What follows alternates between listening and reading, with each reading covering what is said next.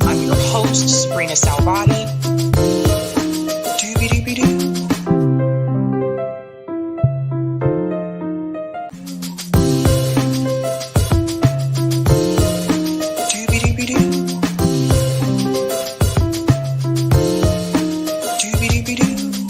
I'm your host, sabrinasalvati.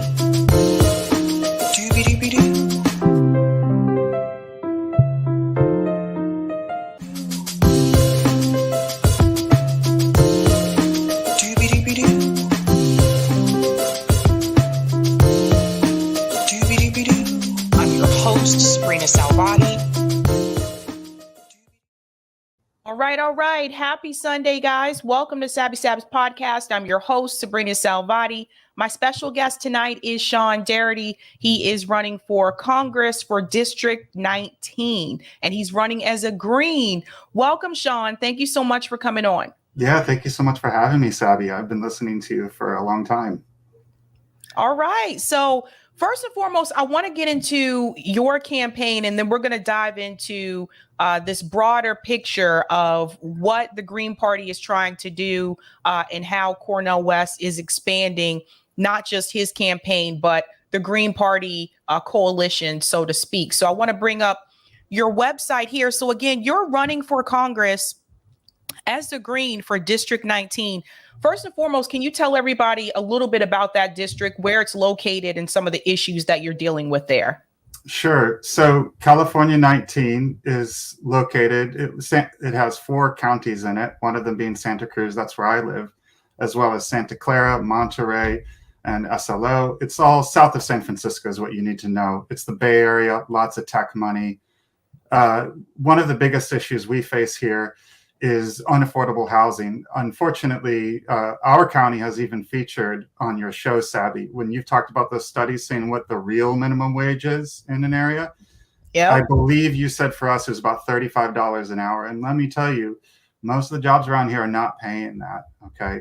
To rent a 2-bedroom, it's maybe $3,500, and that's not for a nice one, right? That's one that's hasn't been remodeled in decades, So we've got a very large homeless population, a lot of people living by the river, and the solution of our local politicians is to just scatter the camps. If you can't see them, then it's not a problem.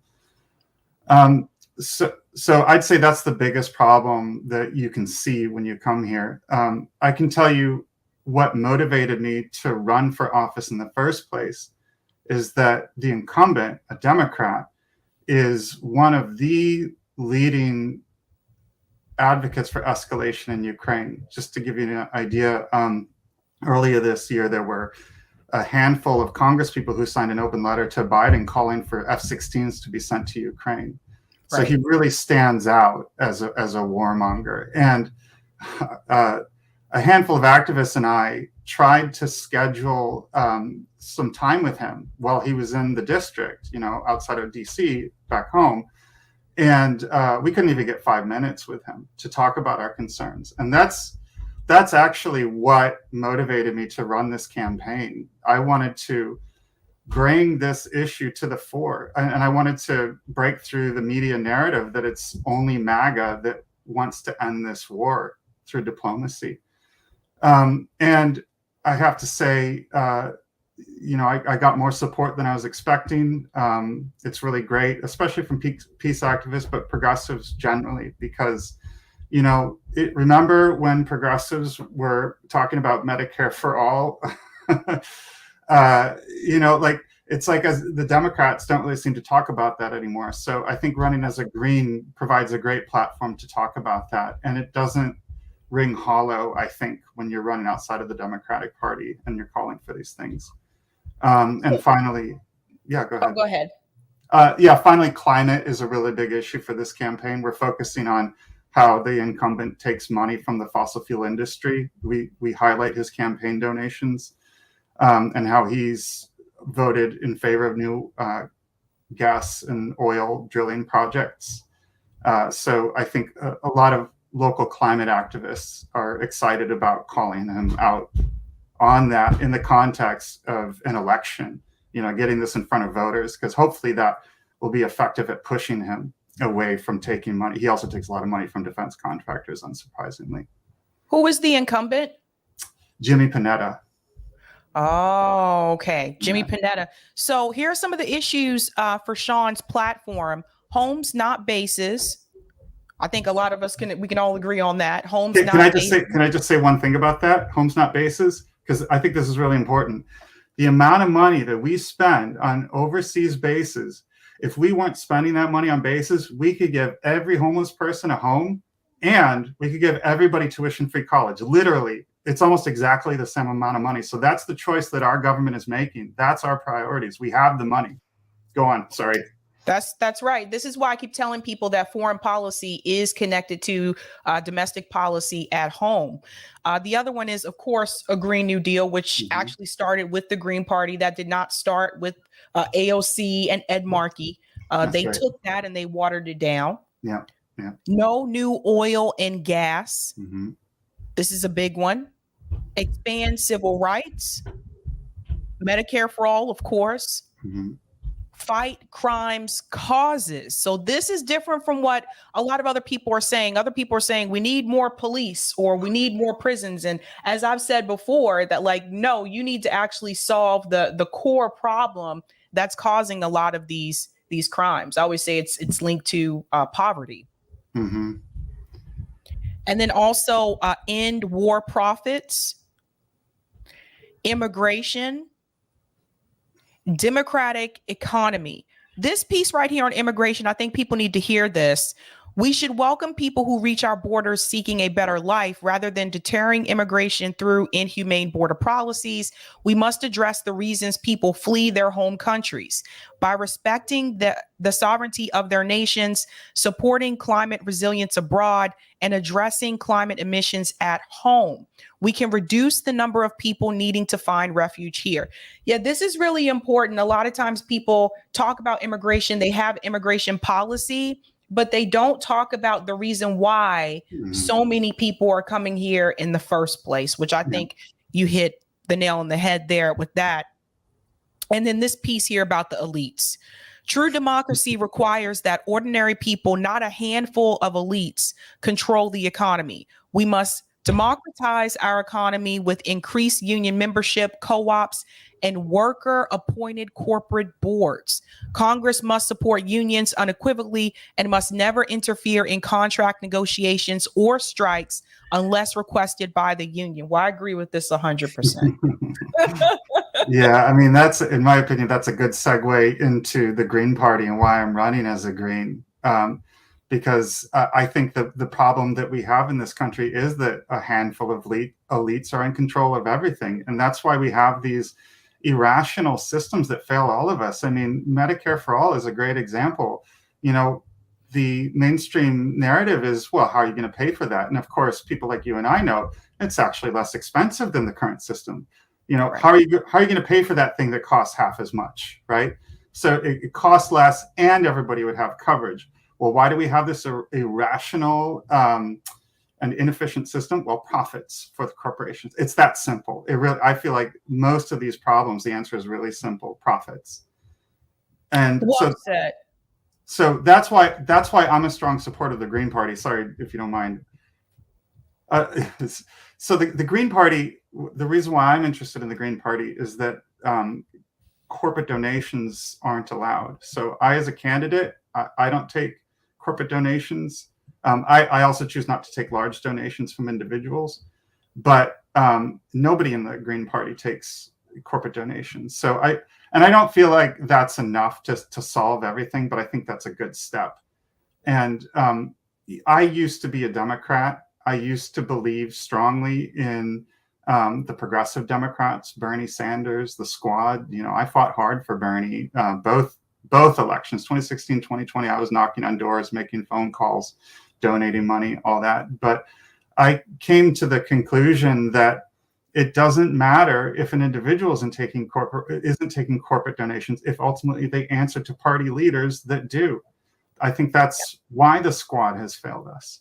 And so that's why I have given up. I've completely given up on the Progressive Democrat project, and I am fully in with the Green Party. 100%. Well said. And speaking of that, last time Justin was here, he was talking about how to increase ballot access for the Green Party, in particular, Cornel West campaign. I already saw some of those have already been updated. So it looks like there's been access achieved in some of the other states that weren't green at that time that are green now. So I did just see that a minute ago. But one of the things that he said was that this isn't just about Cornel West's run for 2024. This is about a broader Green Party coalition and having people also run for other positions as a Green, like yourself. There's another young woman in New Jersey that's running for Congress as a Green. Can you explain to everyone why you think it's important that we expand the Green Party, not just for like a presidential race, so to speak, but why we expand the Green Party and how do we do it? Right. Okay. Well, my perspective is mostly centric to California because I operate within the Green Party of California. But I think a lot of why I'm involved with that applies to all states. So first of all, it's not enough. Even if Cornel West were to become president, it wouldn't. We'd still have a Democratic Party controlling the Congress or a Republican Party. That is to say, we'd have a corporate controlled Congress. So there would only be so much that he could do. I mean, there's a lot of executive power, but still, we need to also be in control of the Congress. I mean, look at what the progressive Democrats have given us in the war in Ukraine, right? Like unconditional support for it. So I think it's that simple. As I said, I think the problem that we have primarily is corporate control. And it's not going to be until we overthrow that we're going to be able to get sensible programs that take care of our people, like Medicare for all, housing for all.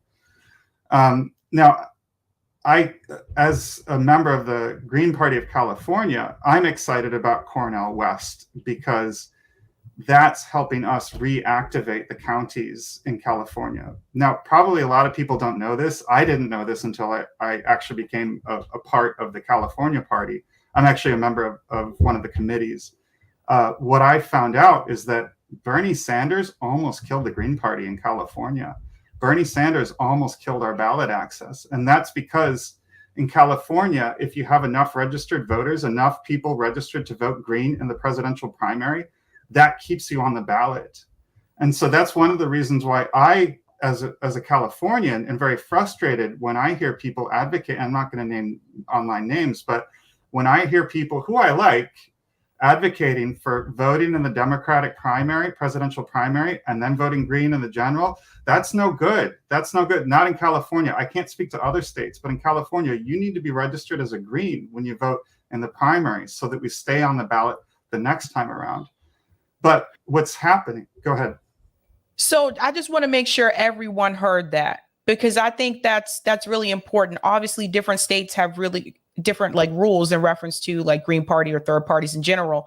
But what you just said there, I think is very key.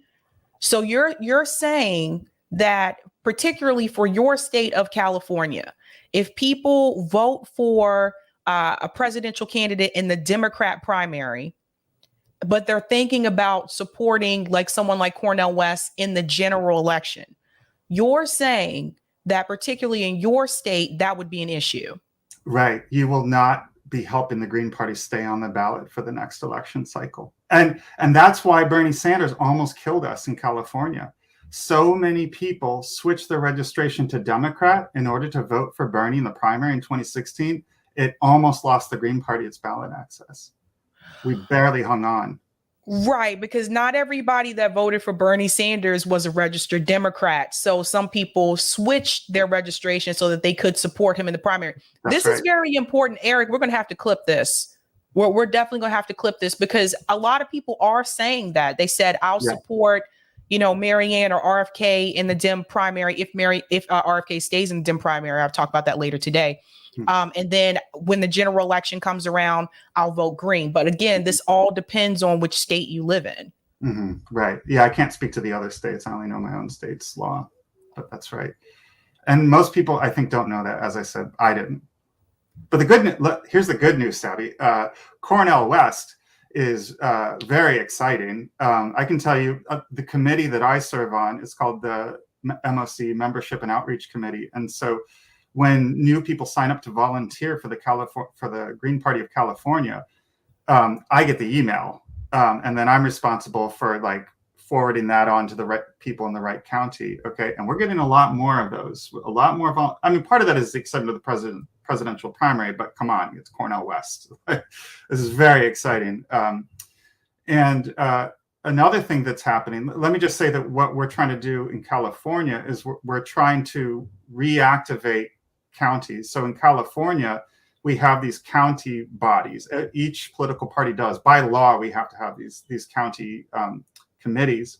And a lot of the Green Party county committees died. I think with Nader, that was kind of the height of the party. And then it started dying out. Like my county isn't currently activated. And so what we're doing is, with the excitement of Cornel West, we're trying to encourage people to reform these county councils in order to reconstitute the Green Party of California. And in fact, we just activated Orange County, which is a very big county in California. That just happened in the past week. I was about to say, part of Orange County is pretty wealthy, right? Part of it is and part of it isn't, from what I understand. Yeah. Okay, so that brings me to the Bernie question, because one of the criticisms that some people have had is the whole sheepdogging mentality, right? So how do you break away from the Bernie Sanders sheepdogging effect? Because some people are afraid of that. Some people are saying Dr. West is going to drop out. Although this is weird hearing this from people, because Jill Stein obviously did not drop out. I don't remember Green Party presidential candidates, as long as I've been able to vote, dropping out of the presidential race and endorsing the Democrat candidate.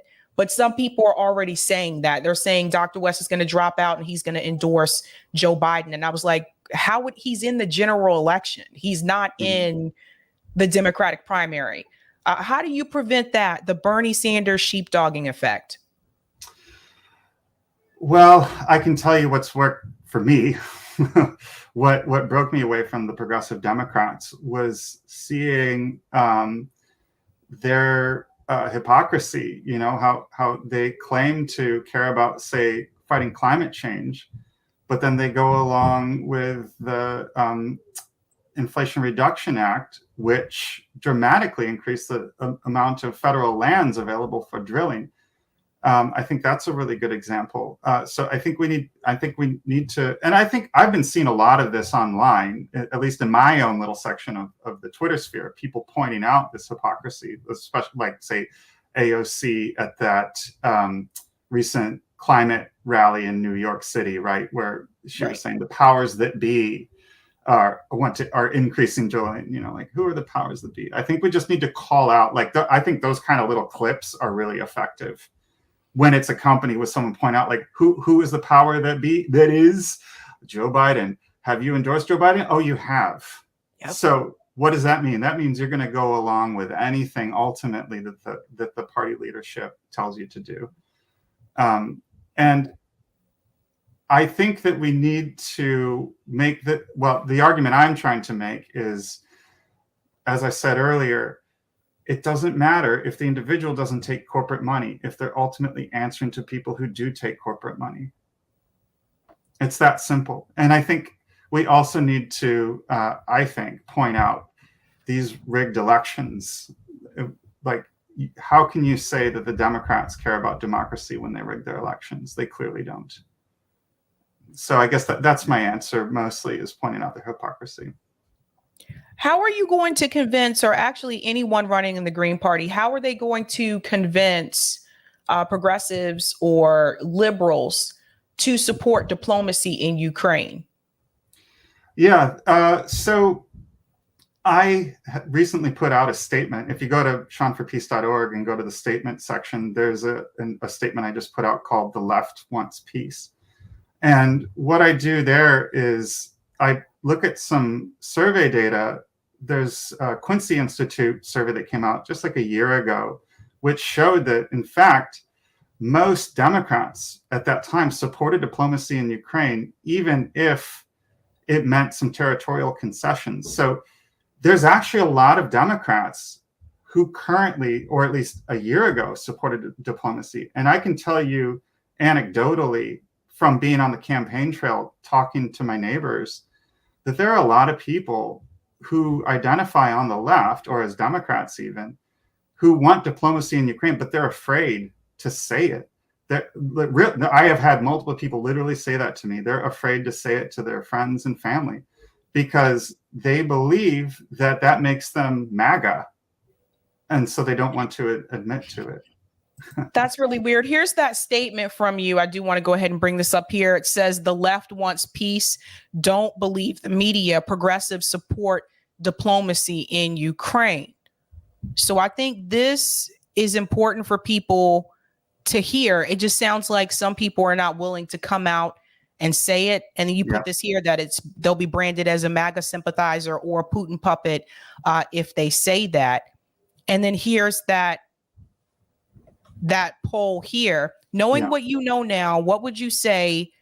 Would you say you support or oppose the U.S. engaging in negotiations to try to end the war in Ukraine quickly?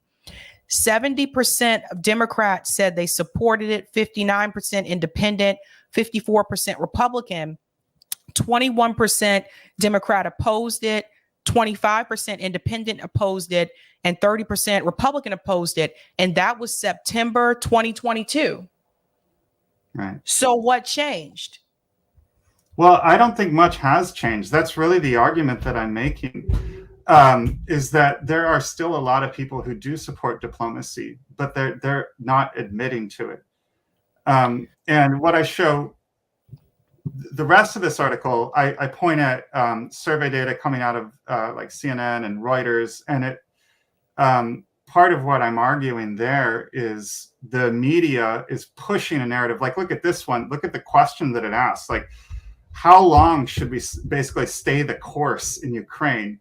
And there's no option there to say, well, we shouldn't, or we should pursue diplomacy, right? So the media is pushing that, and I think skewing people's perceptions.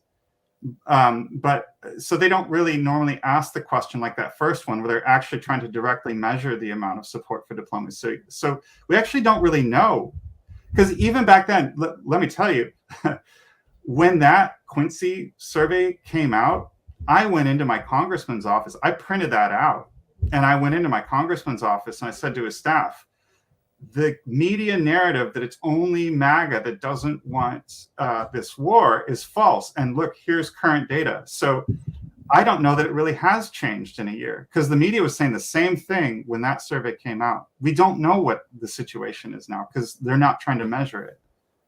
Another thing people have to understand too, and I actually found this out recently watching JB's interview with Larry Sharp, they pay for these polls.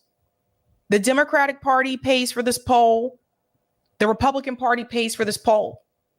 So if you're paying for the poll, obviously it's going to show a certain narrative. You see what I mean? Mm-hmm. Like, this is why, like, this is something Larry was explaining. He was like, he didn't know until he ran for office, when he was running for governor of New York, that he actually, if he wanted to be included in the polls, he had to actually pay for the poll. Just like you have to pay for ads if you're running as a candidate. So that's something to keep in mind, people. When you do see these polls, just remember who's paying for the poll. And that's JB in the chat said, yep, that's what he said. Yeah, that's a really important thing that I think a lot of people are just not aware of, that they're paying for it. And then that'll help you understand why things are worded the way they are. Do you think the U.S. should do more to stop Russian military actions in Ukraine, or has it already done enough? Again, look at the way the question is worded. And the source is CNN. So 61% of Democrats say should do more, 43% independent, 40% Republican, has done enough, 38% Democrat, 56% independent, 59% Republican, and then don't know / refused. Obviously, see, that's the lowest. But why is the question worded this way again? Like, do you think the U.S. should do more to stop Russian military actions in Ukraine?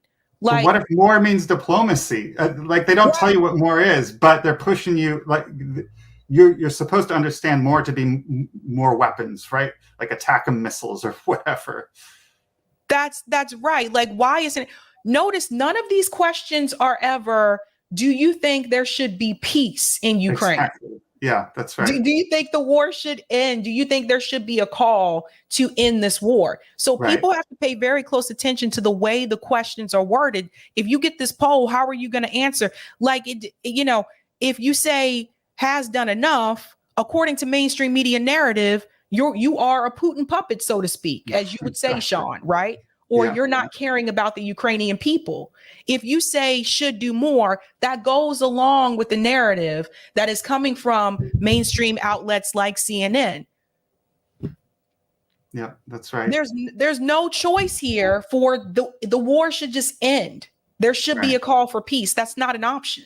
Right, and that's why I opened up this piece with that Quincy survey, because that was such an outlier that they actually asked people about diplomacy.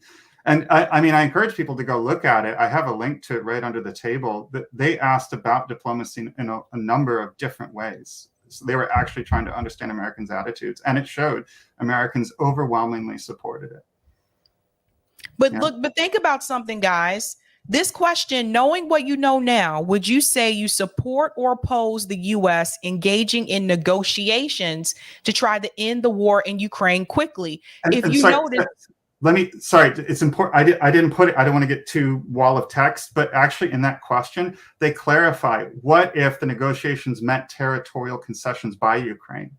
So go on. Okay. But still, the majority are saying that they would support some type of negotiation. Mm-hmm. But then when you get to, that's the Quincy Institute poll.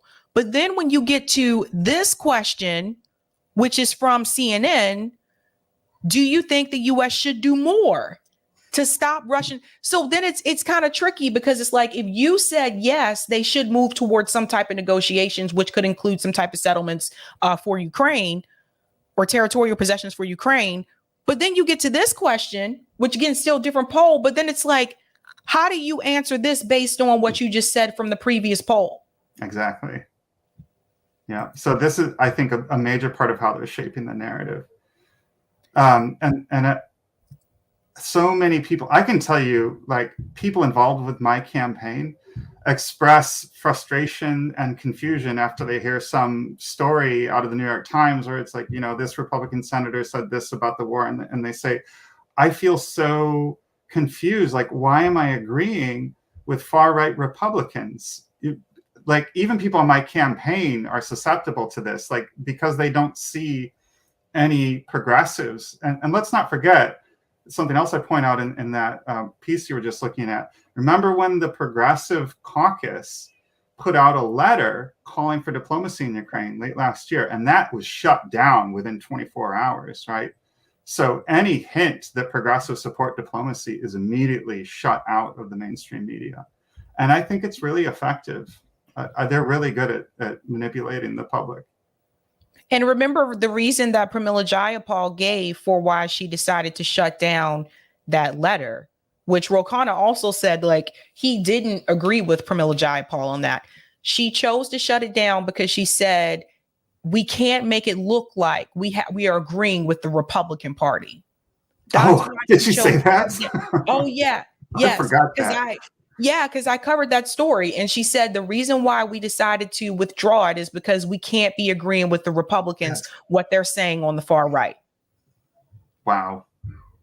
That's twisted logic. And I try to encourage people to not think in that way in terms of groups. You have to think in terms of principles. And I think that's one of the things that my campaign is doing, is it's breaking through, because I think probably all of your audience agrees that we are manipulated through the duopoly, through that red and blue divide and conquer. And we can't think in those terms. We have to think in terms of higher principles. And I think that's what a Green Party campaign can do. It can cut through that fake dichotomy and just talk about like the healthcare and ending the wars and, regardless of who else agrees with that, Right. And I want to show people again, for those who may not have seen this last time when Justin was here, this is the ballot access right now for Cornel West campaign. I want to remind you, obviously, the Green Party already had, I believe it was a little over 20 states for ballot access, and they're trying to get more. Let's remember also, Jill Stein was on the ballot in over 40 states in this country. So it can be done again.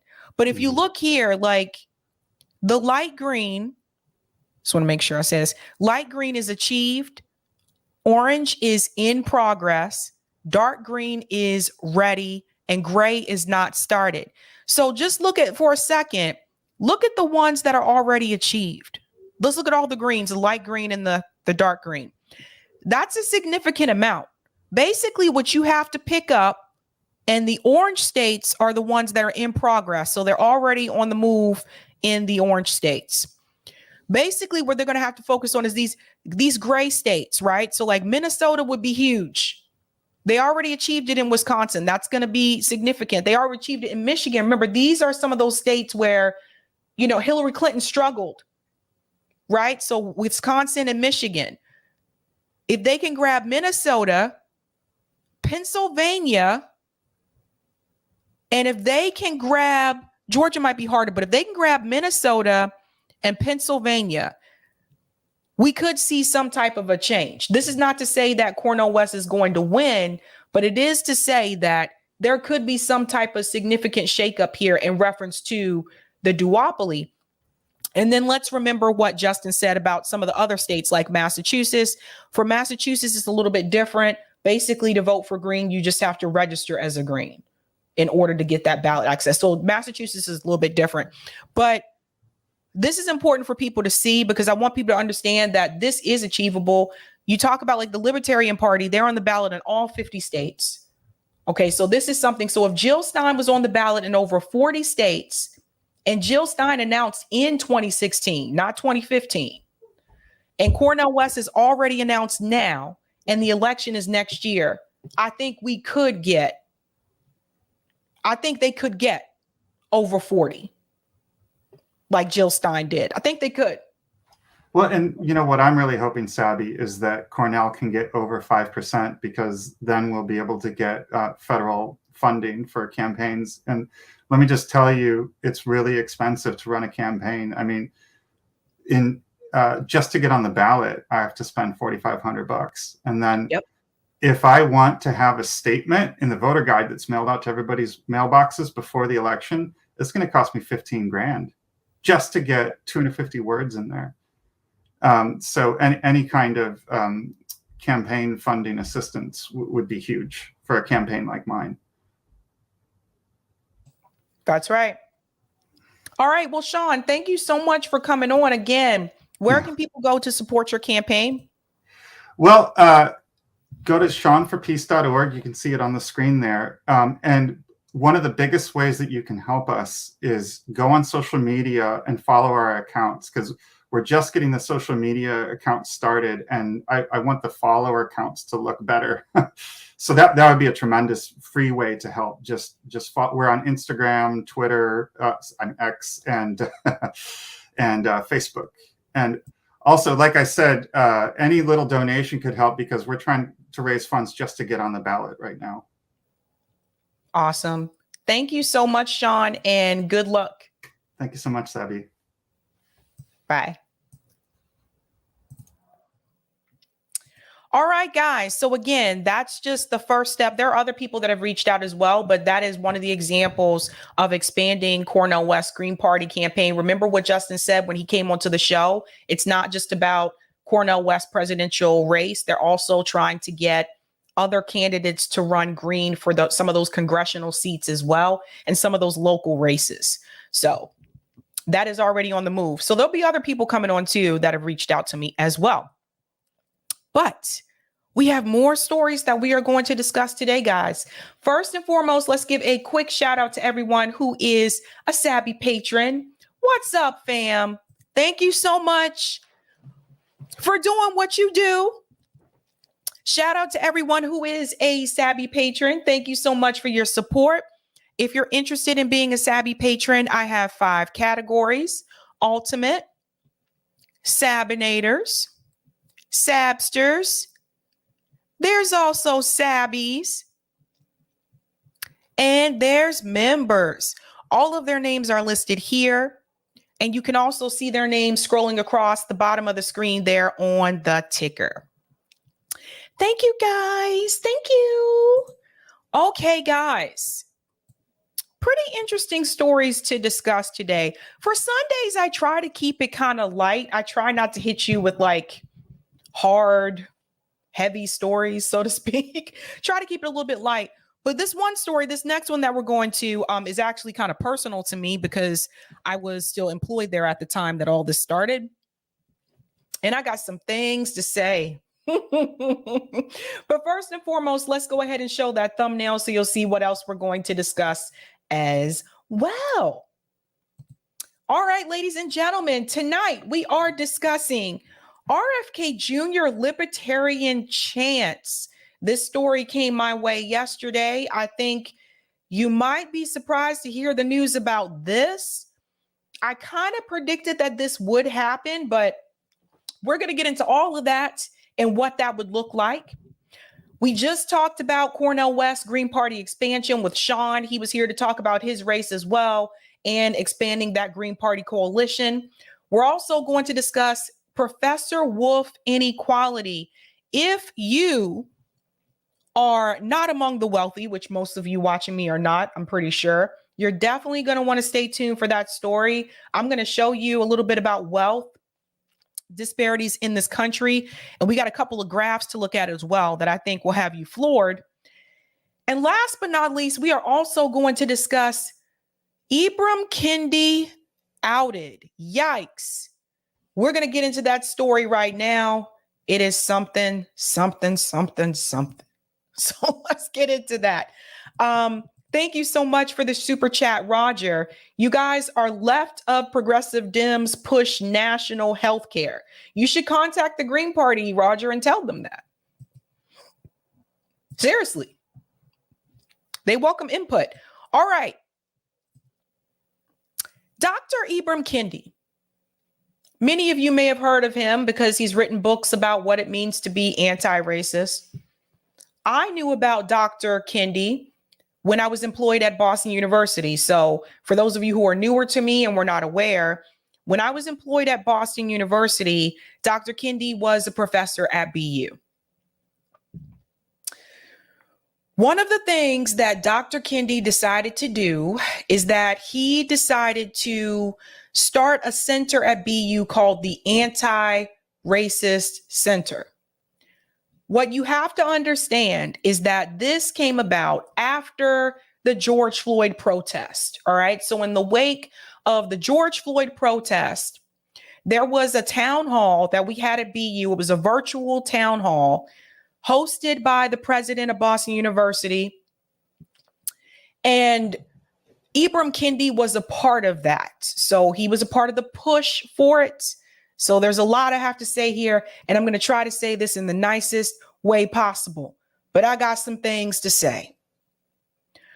When it was announced that this center was going to open, the first thing I thought was, well, it's nice that Boston University is finally going to acknowledge some of the disparities and some of the racism at this damn school, at the university.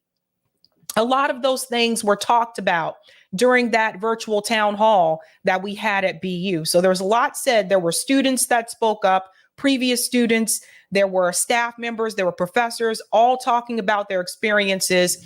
And it was eye-opening for some. For those of us who had experienced it, it wasn't really eye-opening to us. We already knew those things were happening. So in the wake of the George Floyd protest, this idea of an anti-racist center at the university, at that point in time, it seemed like a good idea.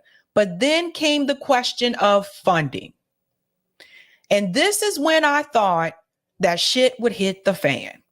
Because as someone who's worked on the finance side at these universities as well, I can tell you universities do not manage money well. It's been a problem for a long time. Before we get into all of that about what is happening now with Dr. Kendi, let's go back to a time when he announced what it really meant to be anti-racist in America. This was on MSNBC. So you have to know Dr. Kendi has been on multiple shows. He's been on The View. He's been on MSNBC. He's been on CNN. He's been on The Tonight Show. Like, he's had a lot of appearances about his research in reference to anti-racism. I'm going to show you what he said here. And then we're going to talk about the grift that did not work out. Let's get into it. He pleaded for his life. He said he couldn't breathe. Nobody cared. Nobody. Anybody with a heart, they know that's wrong. You don't do that to a human being. You don't even do that to an animal. His life mattered.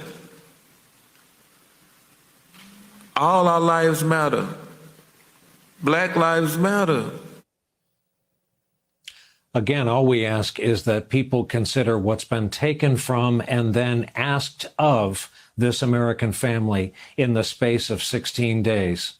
Calls for change permeate beyond injustices of police brutality in our country. As our next guest writes in The Atlantic, quote, Black Americans are constantly stepping into the souls of the dead because they know they could have been them. They are them, because they know it is dangerous to be Black in America, because racist Americans see Blacks as dangerous. For more, we are happy to welcome to our broadcast Ibram X. Kendi. He has joined Boston University to launch the school's BU Center for Anti-Racist Research. He is also a contributing writer for The Atlantic. As an author, he is already a recipient of the National Book Award. And his latest work, How to Be an Anti-Racist, is currently on the New York Times bestseller list. Professor, we're so happy to have you on, and this is where I'd like to begin. Let's talk about the white folks who are self-identified as enlightened, maybe even woke, who are proud to proclaim they are not racist. How long a walk is it from where they are to what you see as anti-racism per se?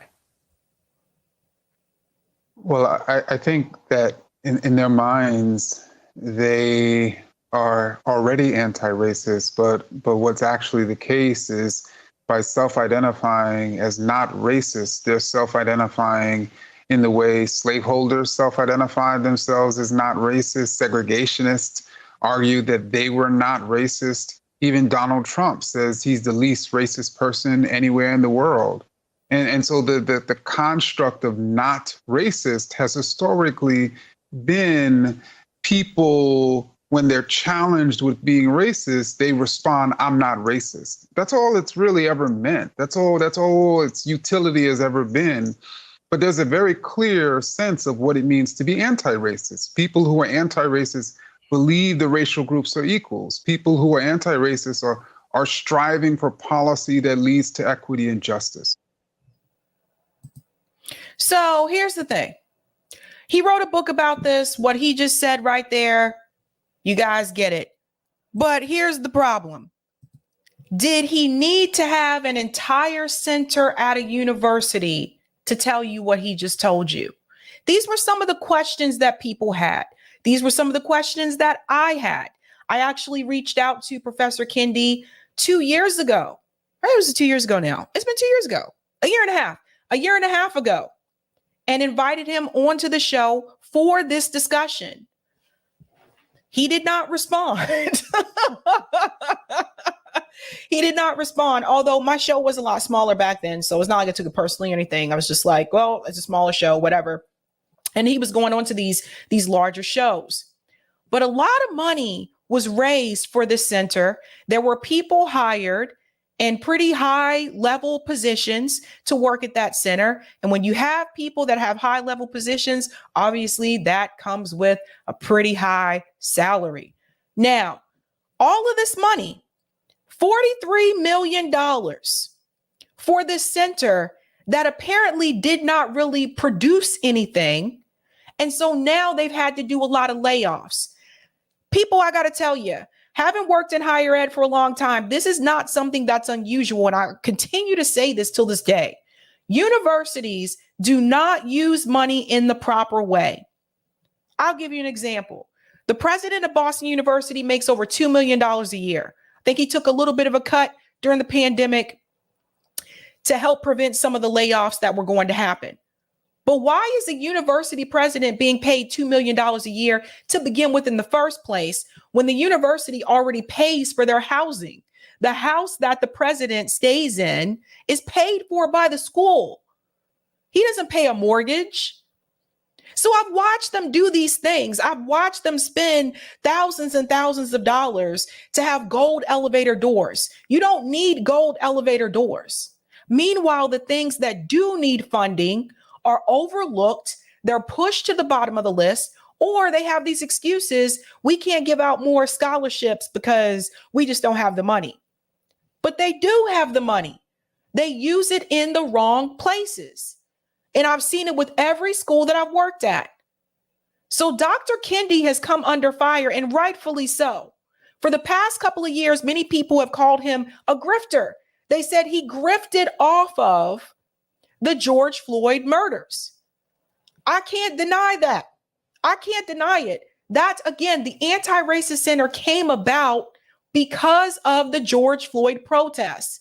So that's something that people really have to understand. Had it not been for those protests, this wasn't even a thought. This wasn't even a thing. But $43 million went to waste. And I'm going to pull up this article here from the World Socialist website. And everyone has covered this, by the way. Ibram X. Kendi's Anti-Racist Research Center squanders $43 million and lays off staff. $43 million. This is the kind of money, and this is what I was telling people again. Do you know what we could have done with $43 million for people that live in poverty in this city? Let's go on. We're going to get into the thick of it.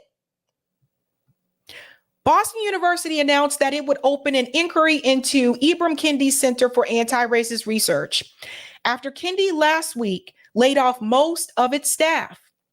And amidst revelations based on extensive investigation by the Daily Free Press, the university's independent student paper that the center, which has been showered with tens of millions of dollars from wealthy individuals and major corporations, has somehow lost all the money and has little work to show for it. This is not surprising to me. Dr. Kendi went on to all of these shows to talk about his book and to talk about that center, and there was nothing produced. Let's continue. What a mess. The episode at BU reveals once again the pecuniary, intellectually bankrupt, and essentially fraudulent character of the racialist ideology. It follows exposures of another duo of celebrity, anti-racist Nicole Hannah-Jones and Tanisha Coates, who have likewise accepted millions of dollars from corporations for an institute at Howard University that has produced negligible work, as well as ongoing revelations that Black Lives Matter, presented to the public as a movement, is little more than a hollow shell created to disorient the youth and suck up corporate cash for personal use of the grifters who run the organization. When we say Black Lives Matter, we're not talking about Black Lives Matter, the grassroots activists. We're talking about the organization that bought a $5 million house.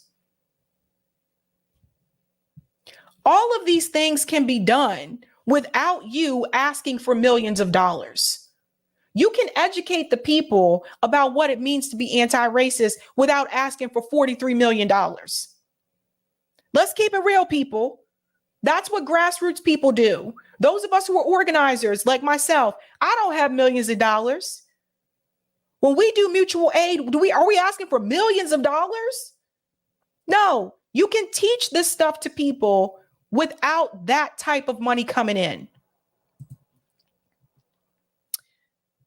The episode shines a light on the seedy underside of racialist politics, which has elevated to the status of an official ideology of American capitalism in the wake of the killing of George Floyd on May 25th, 2020. The Trump administration responded to the Floyd protest by threatening to invoke the Insurrection Act and, in effect, menacing the population with a presidential dictatorship. But decisive ruling layers favored a different course. The Democratic Party, the military, the corporations, the universities, and most of the giant media monopolies responded by embracing racialism and by deepening the war drive against Russia, which now bears its bitter fruit in Ukraine.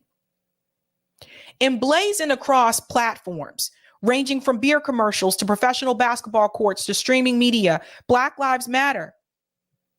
Americans were told the decisive issue is not police violence or the capitalist system it upholds, but anti-Black racism. And this is something I want to point out as well. I'm going to show you a clip from Dr. West's response about Ibram Kendi in just a second. What tends to happen is that some of these organizations have found a way to profit off of race. They're not addressing the capitalist structure that goes along with it. And this is a big part of the problem.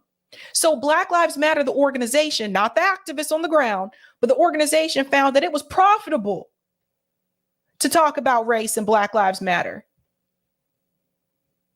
Nicole Hannah-Jones found that it was profitable to talk about it. Ibram Kendi said it is profitable to talk about it. So they found ways to make money off of it. Meanwhile, the problem persists because they are not connecting the racial issue with capitalism. And this is something that a Marxist would tell you.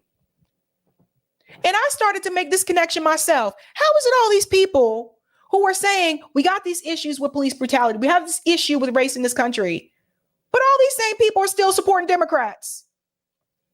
Ibram Kendi was on the stage at the panel in Somerville, Massachusetts, that the squad came to. He was there supporting the squad, still supporting the Democratic Party. Who's giving more money to the police? Nicole Hannah-Jones, still supporting the Democratic Party. Black Lives Matter, the organization, still supporting the Democratic Party.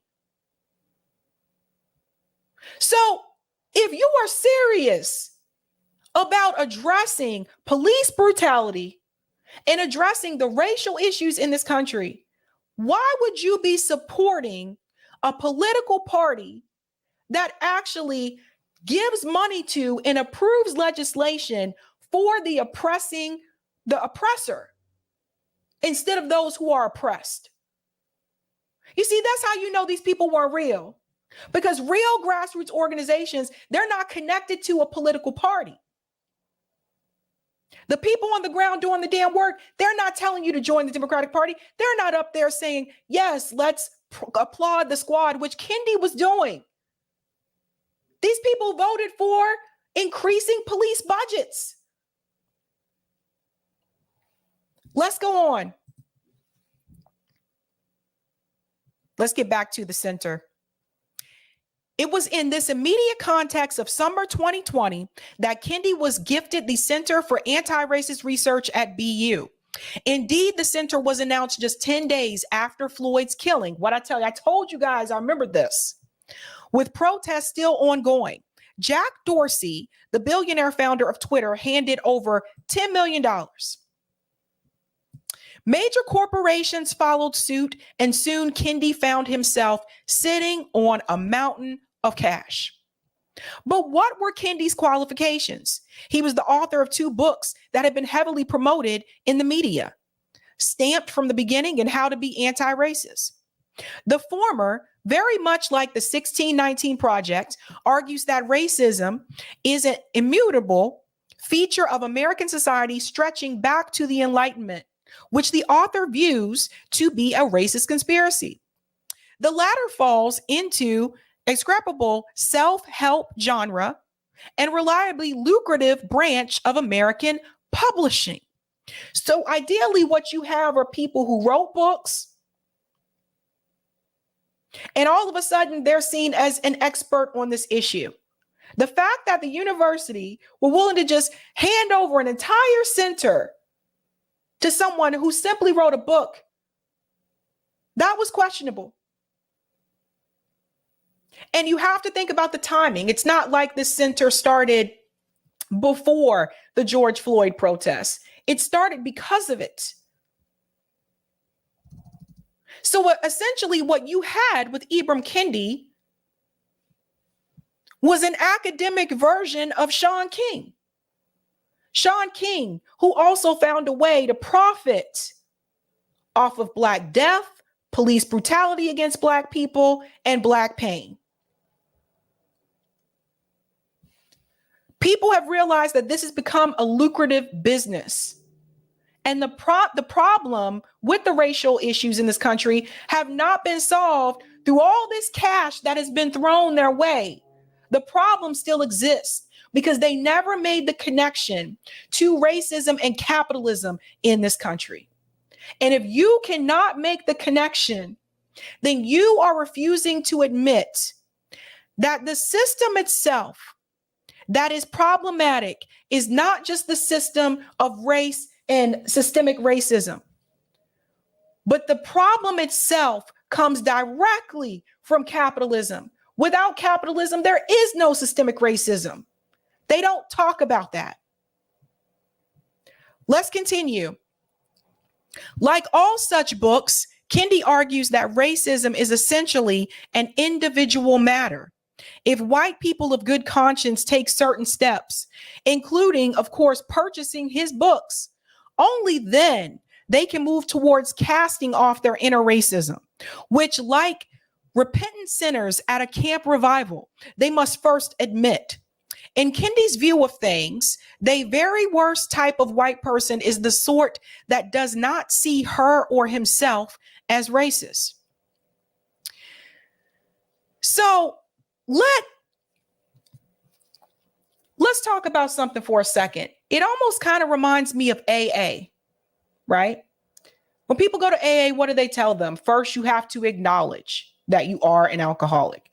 That's kind of the approach Kendi took. Like, first, you have to acknowledge that you're not anti-racist. Let's continue. Corporations, universities, and the American pseudo-left swallowed Kendi's writing hook, line, and sinker, along with the 1619 Project, then at the height of its fame, and the parallel work of another race guru, Robin DiAngelo, author of White Fragility. Here was a ready-made means of diverting workers and students from the pandemic, mounting social inequality, global ecological crisis, and the threat of nuclear war.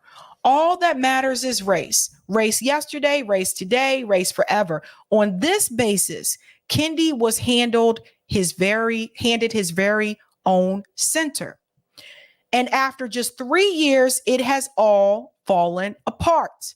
The immediate cause of collapse seems to be that the Center for Anti-Racism Research has somehow burned through most of its 43 million corporate sponsors gave to it.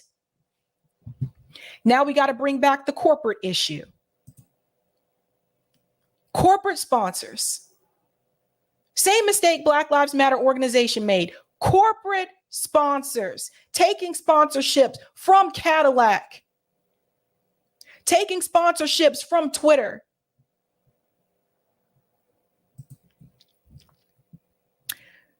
Starting 2 weeks ago, Kendi hosted a series of Zoom meetings in which he laid off almost all of the center's workforce, reportedly 20 to 30 employees. Now, let me explain something. Having worked at BU, yes, layoffs do happen, but it is not common to have 20 to 30 people laid off from one center at the same time. That's probably what prompted the investigation. Sounding very much like a corporate PR spokesman, Kendi said that the firings pained him terribly. But the firings raised an obvious question. What had become of the $43 million? I don't know where the money is, said Seda Grundy, a sociology professor who had a position in the center for a year. Grundy revealed that she had raised concerns with BU administration almost 2 years earlier. In a December 2021 letter to Provost Gene Morrison, she pointed to a pattern of amassing grants without any commitment to producing the research obligated. Let me highlight this. Another common problem. All this grant money coming in and no production. She added, to the best of my knowledge, there is no good faith commitment to fulfilling funded research projects at the center. Grundy says the center retaliated for her whistleblowing by refusing to offer a renewal of her affiliation. This is what they do. So the moment she said she went to BU administration, I was like, well, that's a red flag. Because I can tell you from personal experience, whatever you do, don't go to administration. They're not going to do anything. They're not going to do anything to the person that's the problem. If anything, they're going to try to remove you. You're going to be seen as the one that's problematic. Don't go to HR either. Just keeping it real. But obviously, there were concerns raised 2 years ago. What happened to all the money?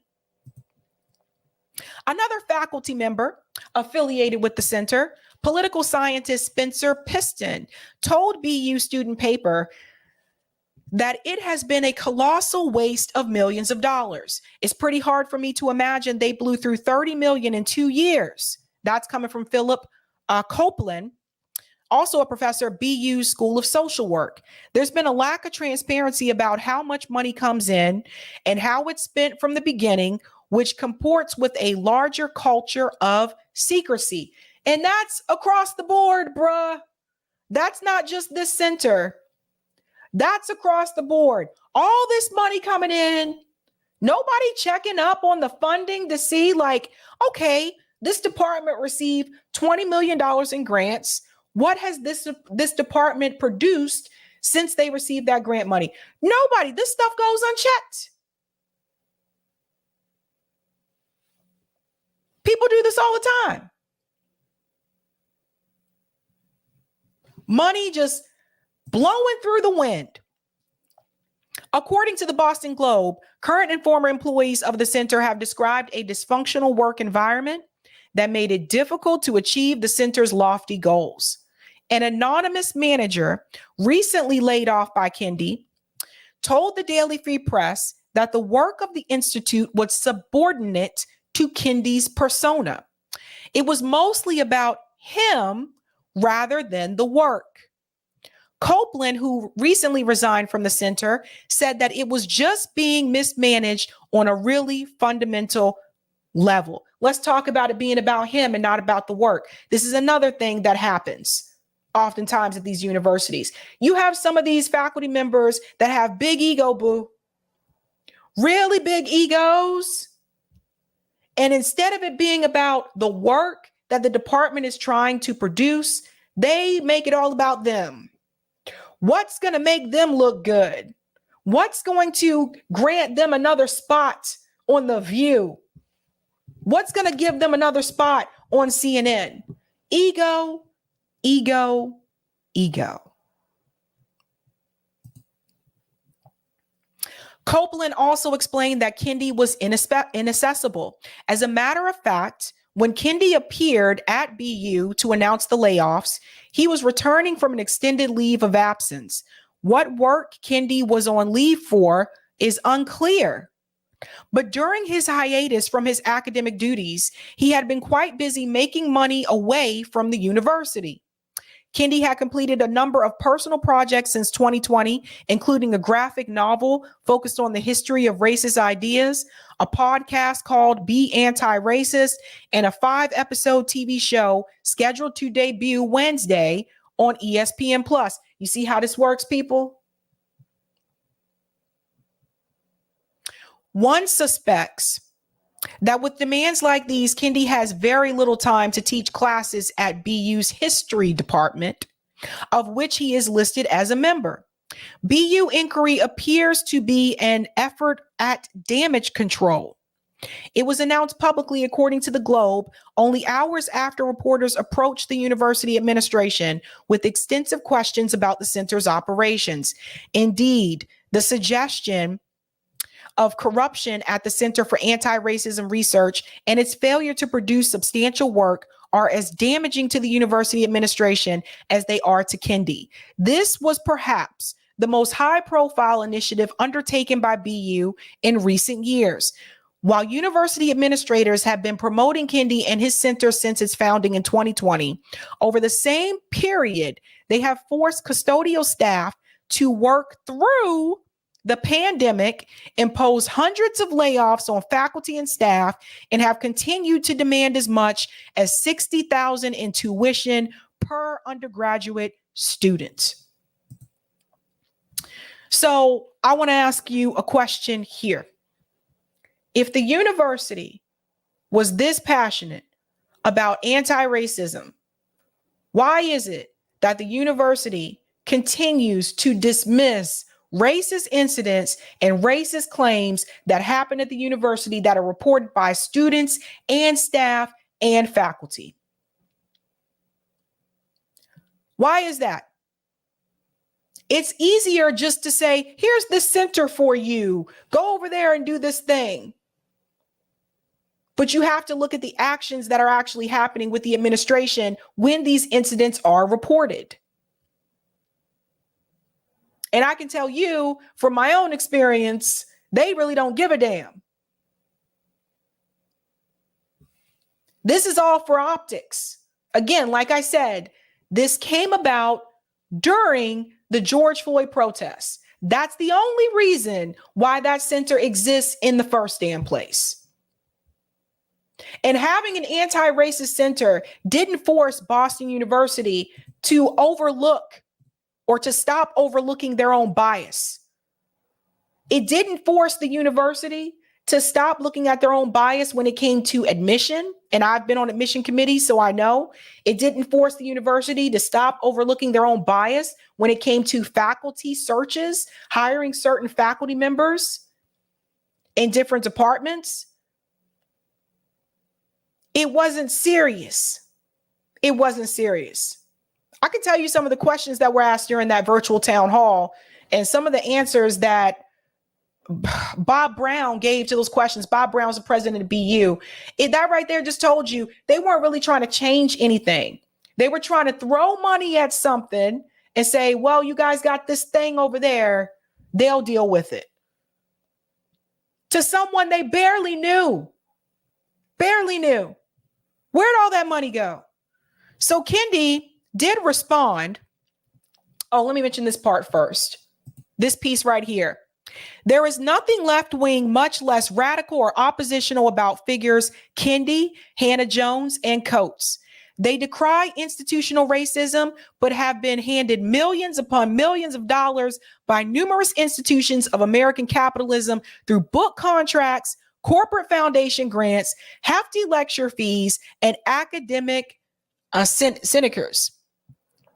If their ideas were at all challenging to the capitalist status quo, then none of this would be happening. In a very real sense, these individuals are not just the loyal servants of capitalism, but its creations. And that's what you need to take home with you people. All this information can be given to people for free. Now, Kendi did respond. Let's go ahead and put up his response here. Kendi responds after inquiry launched into BU Anti-Racist Center. So let's just get to what he said here. This was a tough decision, and of course, it elicited a lot of strong opinions. At the same time, I had to take the long view to ensure that the center would be impactful and sustainable 20, 50 years from now. Particularly in a moment when racial justice organizations and social justice organizations more broadly are under serious attack. Let's continue. He explained the layoffs represent the center's shift from a high growth startup pursuing a plethora of projects to the world's first residential fellowship program from anti-racist intellectuals, a less costly model that stretches the center's funding further. Following the layoffs, Boston University, where Kendi launched the center in June 2020, confirmed it received complaints about the organization's culture and grant management. The university said it is looking at both angles as part of its inquiry into the Center for Anti-Racist Research. Boston.com reached out to Kendi and the center for comments. Neither has responded. He goes on to say, we've been able to develop a number of projects, Kendi told the newspaper, but more so than anything, we've been able to begin to allow for other scholars and intellectuals to recognize the importance of anti-racist research on a college campus. Sounds like hogwash to me, folks. $43 million gone. Just blown away. Where'd that money go? Kendi didn't tell you what happened to that money.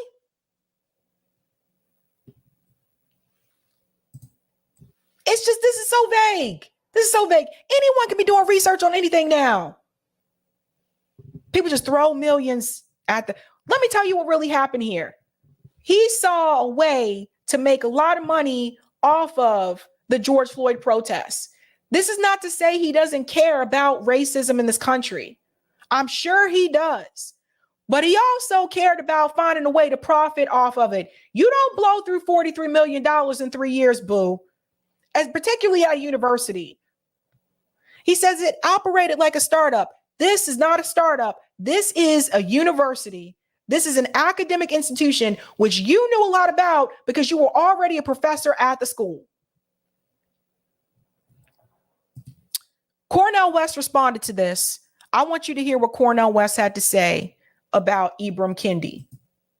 Listen to this. This was an interview or part of an interview that Cornel West had with, where's his name go? Norm Finkelstein. Listen to what he said about Kendi. Unfortunately, Brother Kendi himself, you see, I think historical sociology, Marx and Weber and Durkheim and Du Bois, Simone de Beauvoir and others, that's absent in his work. It's not there. And therefore you end up with what I'm calling this fetishizing the rich. Same is true with Brother Coates. And Brother Norman makes the case, or both of them in that regard. I know, Brother Norman, you spend so much time. I mean, I must say, that's a whole lot of time reading. Then when you juxtapose it to Du Bois, you're like, oh my God. That's like Kenny G versus John Coltrane. You know, Kenny G gonna end up looking real shallow, given the dignity and the sound of Coltrane's. Du Bois is up here, and Kendi's here, and of course, you know, Toni Morrison was the one that said Brother Coates was Baldwin, and I responded immediately. I said, like, I believe that Coates' voice needs to be taken seriously. Kendi's voice needs to be taken seriously. Come from a people. Lift every voice is the anthem of Black folk. But that's lift every voice, not lift every echo expression of a silo, but a voice that you have owned and you put your whole self in it. Partly a critique of certain professionals. The experts, they're very reluctant to put their whole self in it.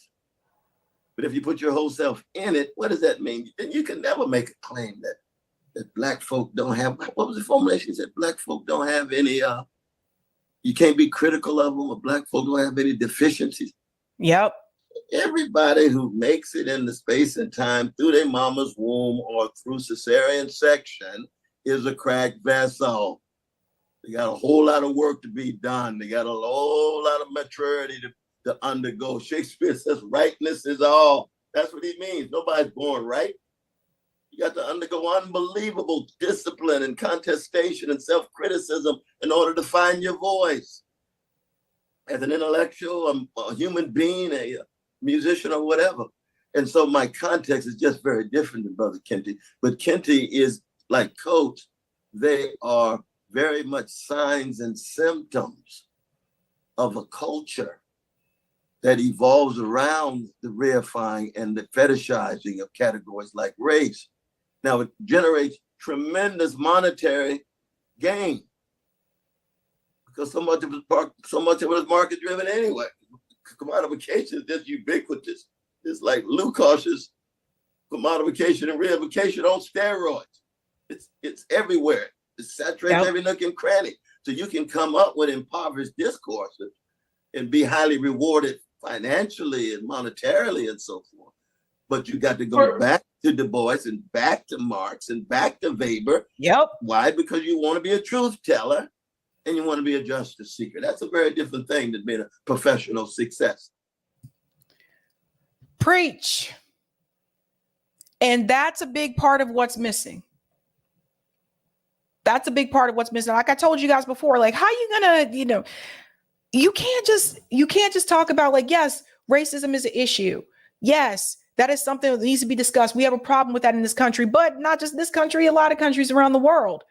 But if you don't make the connection back to capitalism, you don't make that connection in relation to like Marx's theory. And then I see you guys on stage with members of the squad and I see you guys out there supporting like people like Joe Biden and stuff. I'm like, no, why would you prop up, endorse the same people who are oppressing the same people you're supposed to be fighting for? Not only just the same people, but the same institutions and the same parties that are oppressing the same people that you say you care about and you're fighting for. Why?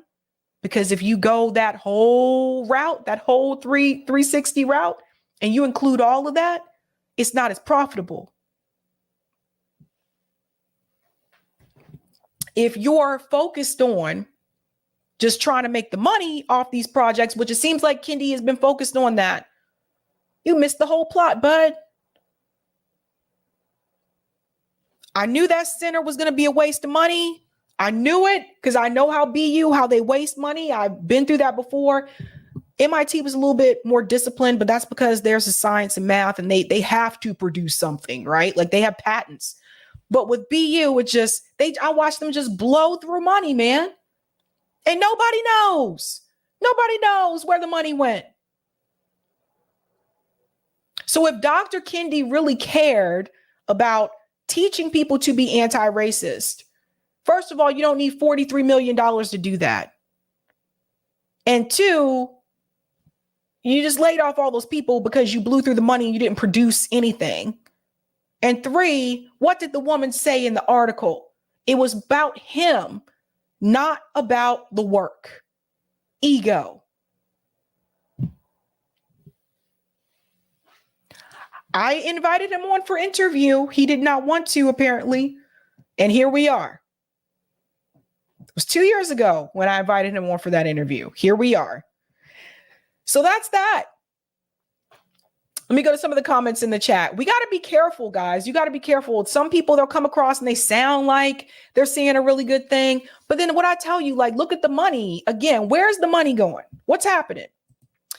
Thank you, David, for the super chat. I saw this in the gaming industry, namely Spawn on Me kneecapping BLM message with sponsorships, Reebok, Xbox. Calling it out means you're racist. That's what they would say.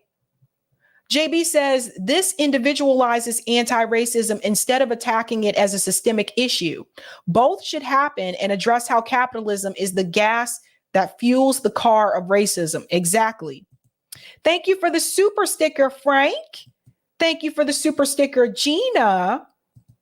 Thank you, Eric. The university gets a nice cut of all grants for servicing, etc. Maybe why university gives cover, don't want a cash cow to go dry. But they don't have money for scholarships, Eric. JB says it's all surface level. They don't want to do the work on the systemic level. Right. Like, It's easy to say that racism is because of an individual. You feel this way. You're the problem. Change yourself. That's easy to do. It takes more time and it's more difficult to focus on the system itself. And the systemic racism is connected to capitalism. And that does take research and that does take more time. Thank you, Lorez. I always thought Kendi was sus since he's on MSM. Can you put links to vids and articles in description for every show? When join late, can't rewind since it's live. Really? You guys can't rewind when it's live? I didn't know that. I'll need some help with that, Lorez. Someone will have to help me with that because again, that takes time and chances are I would forget. But if I can get some help for that, I would do that. Oh, Eric said you can't. Yeah, I thought you could rewind. Let's go to the comment on Rockfin and then we'll get into our next story. Also about money. I think you guys will need to hear this. All right. Thank you for the tip, Roger. If you're a Black socialist, you will find yourself between two opposing forces on the left. On one side, they want us to elevate working class issues over race issues. On the other side, with our fellow brothers and sisters, they want to elevate race over capitalism. Both don't wish to solve the other because the other they benefit from. White leftists still get to be on top and Blacks continue to prey on work. What? And Blacks, I'm sorry, Roger, this is the numbers throwing me off. White leftists still get to be on top and Blacks still get to continue to prey on poor and working Blacks. Well said there, Roger. It's a problem. It's a problem. Yeah, thank you, George. George says he can rewind. I thought so. Yeah, my thing is not, my streams aren't set to private, so you should be able to rewind them. Speaking of money, Professor Wolff recently on Economic Update decided to discuss inequality, profit and inequality, the two driving forces of capitalism. Now, I have a couple of graphs I want to show you just how crazy this is, but why we need to be focused on the housing issue, which I did discuss recently, and more importantly, what happened after 1970. So we're going to fill this all out. I want you to see exactly how wealth inequality happened in this country. And we're going to start with this video. We're starting with 1960s, but the graph I'm going to show you starts with 1970s. I think he addresses both, if I remember correctly, in this video. Let's go ahead and get started. Profit and inequality, two driving forces of capitalism. Recently, 30 well-known economists signed a letter published in many places around the United States demanding federal rent control. The cost of renting an apartment has shot up. It's a major cause of the inflation we have been suffering over the last 2 or 3 years. Rents are out of control. One of the signs of it is growing homelessness because people can't afford the rising rents. And there doesn't seem to be much anyone is doing about it except lamenting the fact. I wanted to get at this notion of rent control because in the letter, the economists tell us how it can be done. Here's their suggestion. There are two government agencies, Fannie Mae and Freddie Mac, that are very active in the government support of the housing of the United States. As I'll explain in a moment, there would not be the mass housing of individuals in this country, in apartments or in their own homes, without government subsidy and government support. It's one of the examples that you have to give to people who say, this is an economy based on individual private enterprise. No, it isn't. No, it never was. It is an economic system dependent on the government and nowhere more so than in housing. Let me explain. In 1938, the depths of the U.S. Depression, the government set up Fannie Mae. And here's what that agency of the government does. It goes to banks around the country and it says, if you lend money to someone to buy a home, to someone to build a multi-home apartment complex, Here's what you can do. You lend them the money. They sign an agreement called a mortgage. And here's what we'll let you do, Mr. Banker.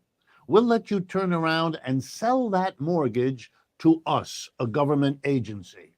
We'll allow banks across the country to do that, which they never could do before. And we will take the risk away from them because they can sell us the mortgage literally the next day after they have arranged it with a borrowing family. And we will bundle them together and create a new kind of security that can be invested in by people around the world, giving them a piece of a bundle of mortgages as they are paid back each month. Before Fannie Mae, before this was done, it was typical in this country that if you wanted to buy a home, you had to put down 50% as a down payment, and there were lots of restrictions on how easily the bank could take the home away from you. Could you imagine having to come up with 50% as a down payment to buy a house today? That's insane. Like a lot of people can't come up with the 20% that's required, right? Like that's why some people do the first time home buyer programs where you only have to come up with like that I think I had to come up with like 3%, 3.5%, something like that. But 50% would be insane if you were trying to buy a house today. That's crazy. A private housing system, which is what existed, was unaffordable by the mass of Americans. So the government stepped in, made it affordable by this arrangement, which ended up allowing you to get a home with a much lower down payment and with much less burdensome conditions. And what these economists are saying is, let's face it, the government supports housing in this country. It subsidizes it by removing the risks from the bank lenders, etc. Let's get something in return for the average person. Rent control would be something that could be administered both by Fannie Mae and the additional agency, Freddie Mac, that was set up in 1970. Shows it can be done. If the political will is there, we could have the rent control around the country that already exists in cities like New York and many other places where it has been quite successful for decades. The second update today starts with the HSBC Bank. Let's stop there for a second, and we're going to talk about the rent control issue. They're trying to bring back rent control in Boston. They've voted for it. Like a lot of people fought for this. A lot of housing activists fought for it. At one point in time, Boston did have rent control, and then they removed it. I don't know why. I didn't live here when that happened, when they removed it and when they had it, but they're trying to bring it back. And one of the things that Marty Walsh said when he was mayor here was that we can't bring back rent control in Boston. We just can't. We just can't do it. Apparently, that's not true. Because they seem to be moving towards that. But I think there's a difference between having rent control and rent stabilization. We don't have either in Boston. There's no cap on how much the landlord can increase the rent. So some people are lucky and they have a landlord that may not increase the rent every year. And some people are not so lucky and their landlord will increase the rent sometimes by a couple $100s, right? That's where rent control coming in or some type of rent stabilization could help that.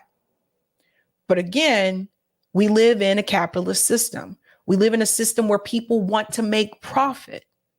And in order for people to make more profit, what are they going to do? They're going to continue to increase the rent, especially for landlords that don't have more than one property. This is happening across the country. Even some of the places that used to be cheaper to live in are no longer cheaper to live in anymore. I told you guys with the cost of living report that Florida is also now really expensive, apparently. Like it's crazy how much you're supposed to make now to live in Florida, a state that people used to flee to because it was cheaper to live in. Now that's the housing issue that we have in this country.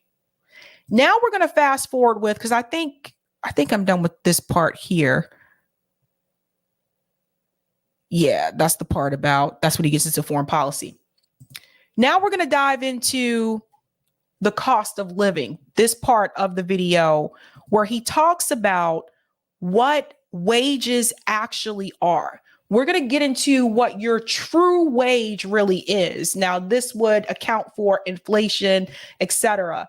And Richard Wolff is going to take it back. I think he starts with the 1960s and then goes into the 1970s. And we're going to see a big difference here. Watch this. The top bracket of the personal income tax, that is the highest bracket that the richest people have to pay. In the 1960s, it was 70%. So the richest Americans had to pay at the top, on the biggest chunk of their wealth, 70% of their income. Pause. In the 1960s, the top 1% had to pay 70%. Let's make sure we get that right. Let's go back. Right about here. Personal income tax. That is the highest bracket that the richest people have to pay. In the 1960s, it was 70%. So the richest Americans had to pay at the top, on the biggest chunk of their wealth, 70% of their income each year. Each year for taxes in the 1960s. Now hold on to that, because I'm going to show you how this is connected. We talk about the housing issue as well, and this idea of rent control. So in the 1960s, the people who are the top 1%, 70% of their income, they had to pay in reference to taxes each year. But that all changed. Out of every dollar above in that bracket, they had to give Uncle Sam 70 cents. What is the highest bracket rich people have to give to the federal government today? 39%.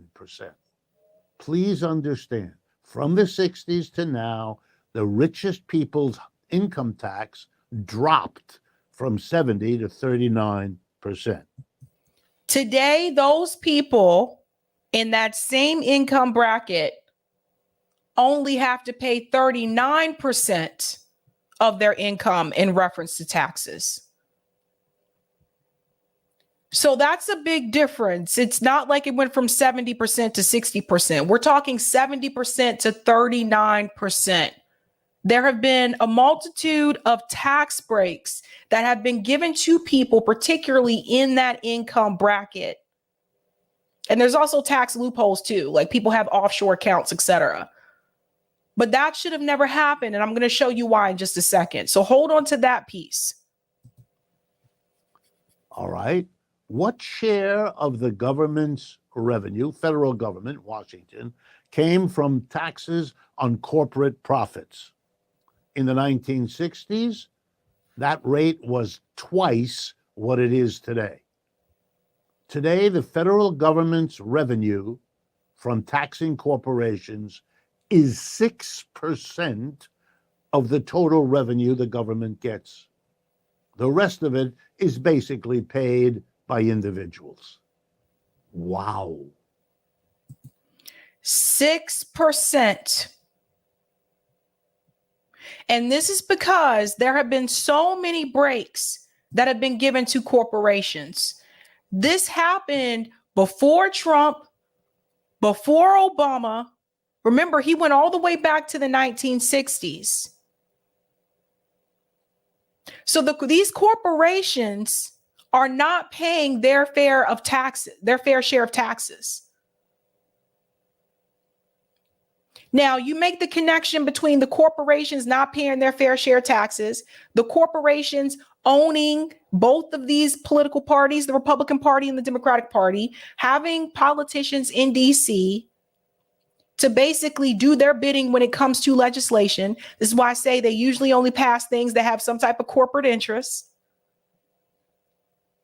And who's really running the country?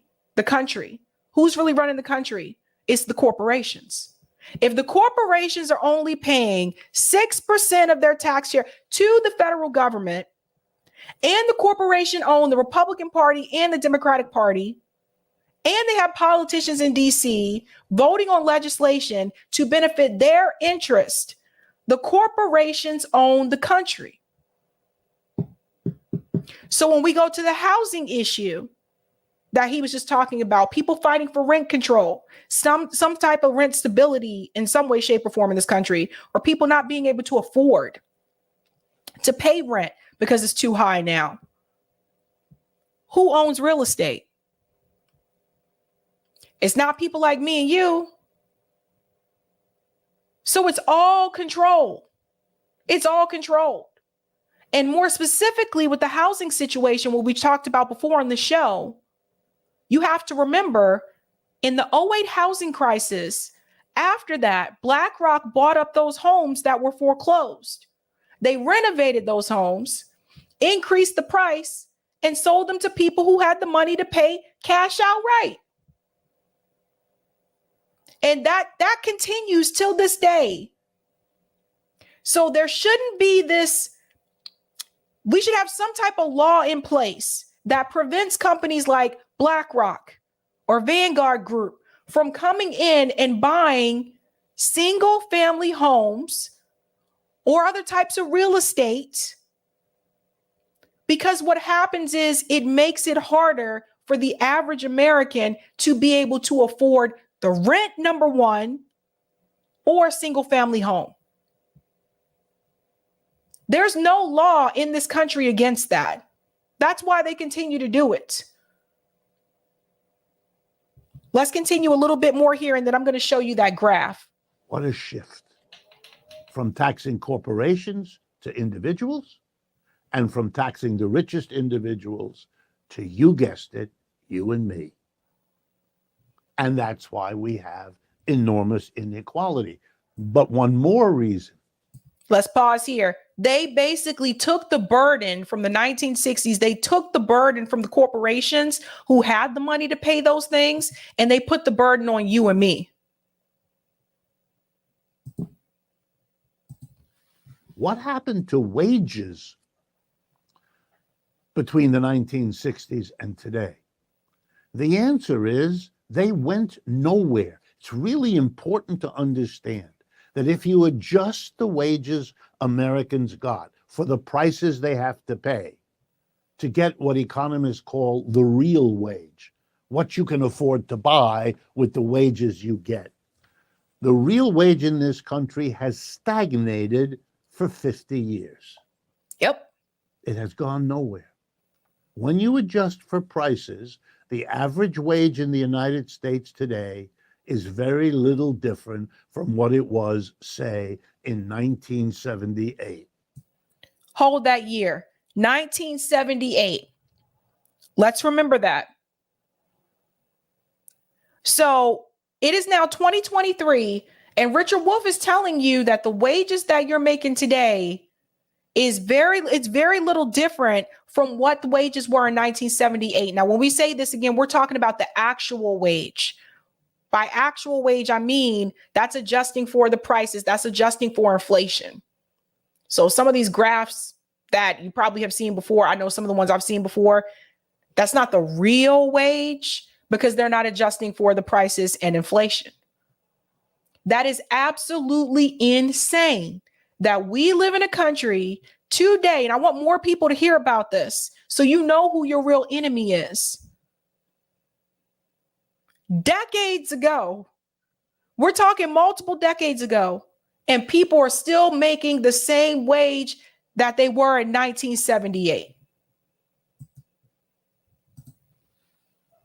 That means that the economic growth of the United States, the productivity that went up with the arrival of atomic energy, with the arrival of the computer, the robot, artificial intelligence, all the gains in output made possible over the last 50 years did not go to the working class.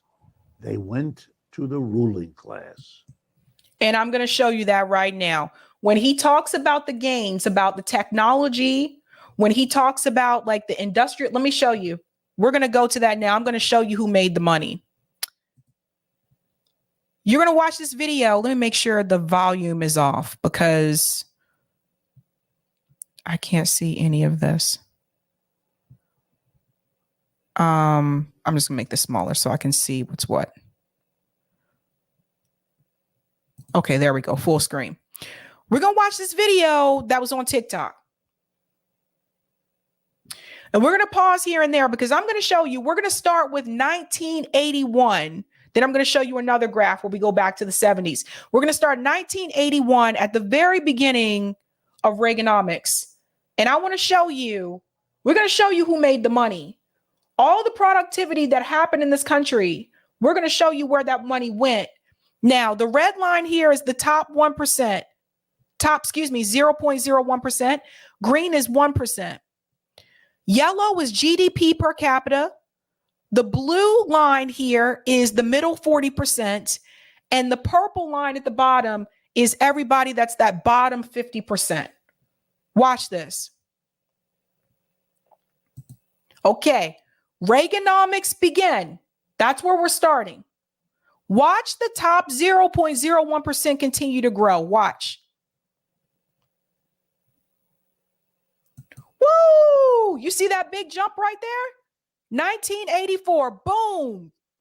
You see this? Shot through the roof. Again, this is still during Reaganomics. It's supposed to be muted, Eric. It has music. So that is still Reaganomics. Watch this. There was a drop in 1985 with that top 0.01%. Oh, but don't worry. And look who's still at the bottom. You see this? Up, there we go. So there was a significant dip right here. That's 1986. And then that top 0.01% shots right back up. 1988. The people that bottom 50%, they're still here, still at the bottom. 0% is here. They are beneath the 0%. These are the people living below the poverty line. Let's continue. Goes down a little bit, 1990. Goes down, goes back up.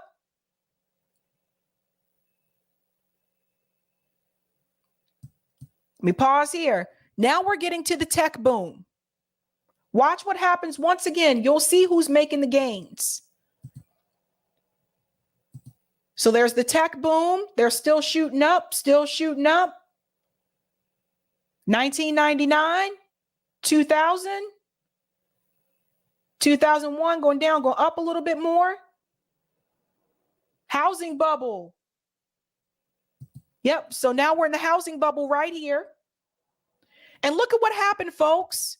During all these gains, look, that top 1%, they still gained, but nobody profited as much as the top 0.01%.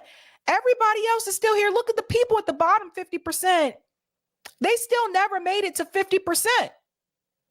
They never made it to the 100. They're still at the bottom. You see this significant gap?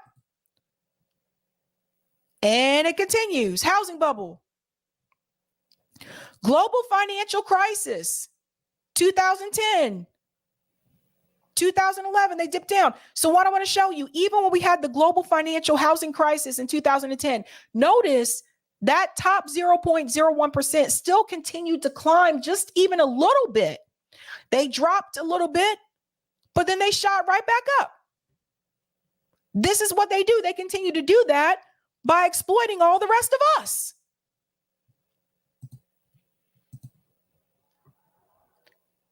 There's a dip again, global financial crisis.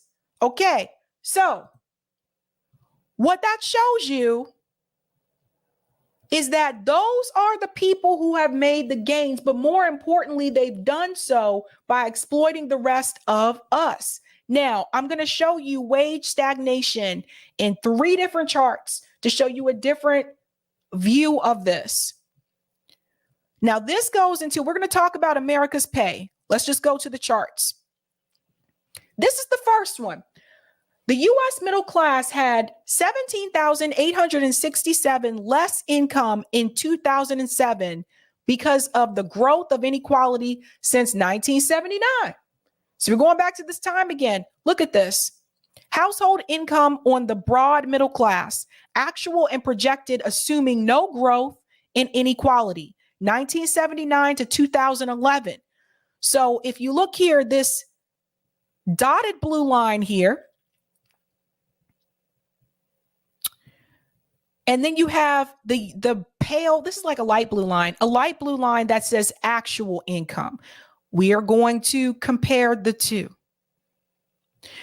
Income with no change in inequality. The dotted blue line, if you go to 2006, it should show $94,000, a little bit over that. But when you look at the light blue line, which is the actual income. So again, this is also accounting for inflation and price increase. The actual income in 2006 was $76,443. Here's that $17,867 loss they were referring to. In fact, every year on this graph, if you let's start with 1982, you will see that this is where the split happens. Before 1982, income with no change in inequality and actual income, they were actually dancing together. After 1982, they start to go solo. They're not dancing anymore. You see where the split starts to happen? So here comes the inequality. And then, whoa, man. Whoa, buddy. And then we get over to 2006. Now I want to show you another graph. We're going to talk about wage trends. Check this one out. Disconnect between productivity and typical workers' compensation from 1948 to 2013. Look at this. 1948 to 1973, productivity was up 96.7%. Hourly compensation was up 91.3%. Not too shabby, hey? You look at the graph here again. So productivity is a light blue and hourly compensation is dark blue. Let's look at this half right here, 1948 to 1973.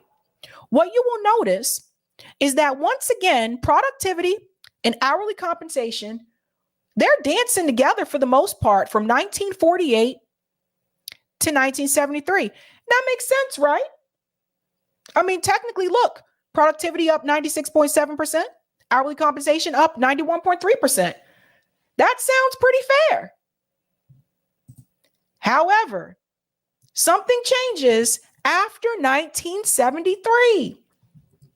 If we look at 1973 to 2013, productivity is up by 74.4%, and hourly compensation is up by 9.2%. You see the significant difference between the two? Now look at the line. We started 1973 and all of a sudden productivity and hourly compensation decide they do not want to dance together no more. They said they want to dance solo. So productivity goes to the left and productivity just shoots all the way up, 243.1%. Hourly compensation takes a different path. And hourly compensation, as you notice, it does not increase along with productivity. So hourly compensation, for the most part, is stagnant. It reaches, by 2013, it reaches 108.9%. So you see this significant gap here. Now, let me ask you a question. How is productivity increasing if hourly compensation is not increasing? That means that people are doing more work for less pay. And this is apparently along the line when people realize we can have more productivity and just pay people less, and they'll do it anyway because they need the job. Also, do not forget, this is also around the time of Reaganomics, right in here, those early 80s, where Ronald Reagan said that he believed in trickle-down economics. So you give that money to the top, the people at the top, and it'll trickle down to people in the bottom. That never happened, right? So we have to consider all of these things together. basically, after 1973, these corporations and the top 0.01% decided we are going to keep hourly compensation about the same, but we're going to get people to increase productivity. And because they need this money, because they can't have no layoffs and shit, because they got to pay these bills and they got kids, they'll do the work anyway. And this is what has been happening for at least all of my adult life. And it continues. And now, when you see people in the labor industry rising up and demanding more benefits or trying to form a union, now they're like, whoa, whoa, whoa, we cannot have this. Too many of you are doing this at one time. And this is why I keep telling you we need a general strike. General strike will shut all this shit down. One more chart. This is a doozy. When it comes to the pace of annual pay increases, the top 1% wage grew 138% since 1979, while wages from the bottom 90% grew 15%. Here's the chart. 1979, again, dancing together. At some point, there was that connection between the top 1% and the bottom 90%. Somebody came along and said, can't have that, bud.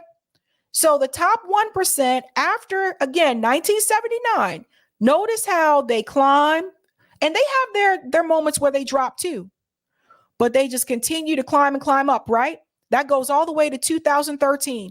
But as you notice, the people at the bottom, when we look at their actual wages, these are the real wages that adjust for inflation.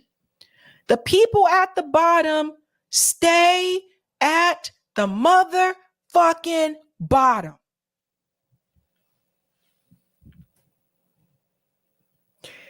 This is a problem. And this is only going to 2013. There's many more.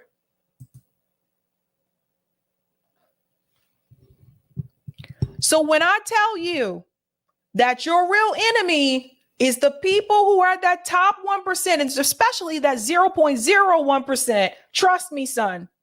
Trust me. Look at what they're doing to you. And by the way, most of us are at the bottom. You may think you're not at the bottom, but I used to have that graph that showed people who were the places where they were, where people thought they were and where they actually were. Most of us are at the bottom. That's that.